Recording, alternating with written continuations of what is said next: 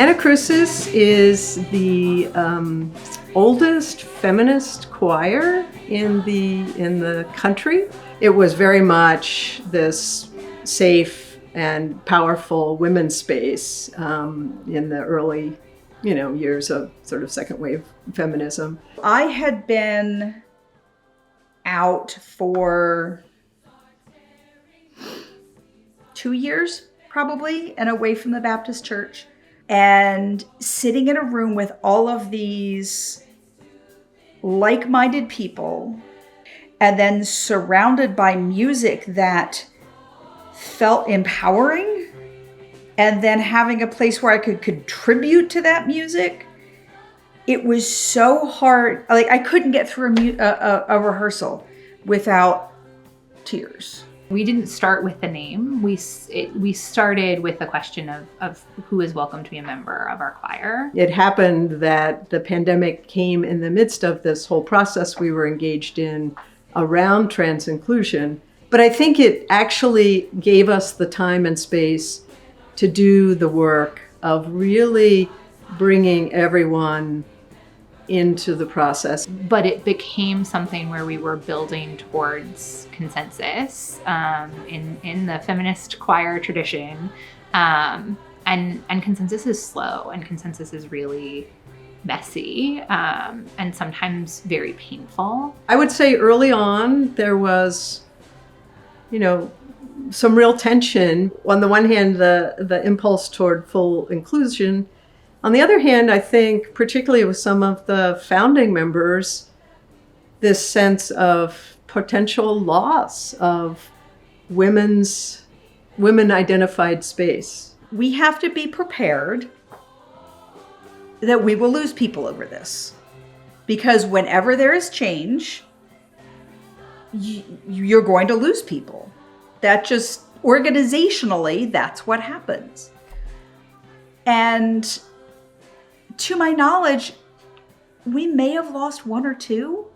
It was originally Anacrusis Women's Choir, now Anacrusis Feminist Choir.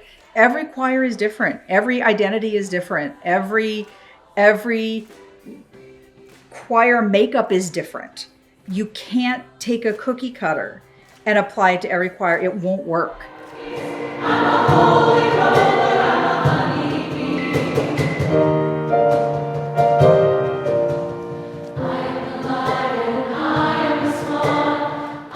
DWC is really a community of support for people who believe in some of the basic human principles that give us a fair society for all people. We had a different concert programmed for November of 2022, and when the Dobbs decision came through on June 25th, our music advisory committee had a semi-emergency meeting shortly after, and pretty unanimously decided that everything needed to change. We turned on a dime, and in November we sang this show where we were unabashedly talking about how bodily autonomy is vital, and we were able to specifically say that abortion is healthcare. I cannot talk about my body, my voice as a trans person without addressing the fact that everything about anti-trans legislation is not just about being anti-trans.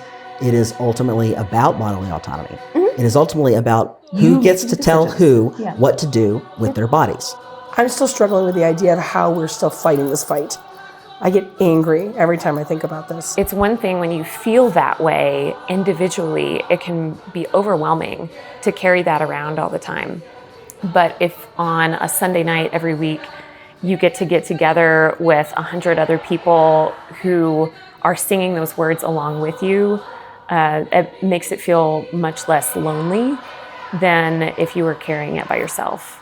Anecdotally, I heard that our founder, whose name is Carol White and founded the Denver Women's Chorus in 1984, I've been told that she said it was her favorite concert, which is a big deal because there have been many.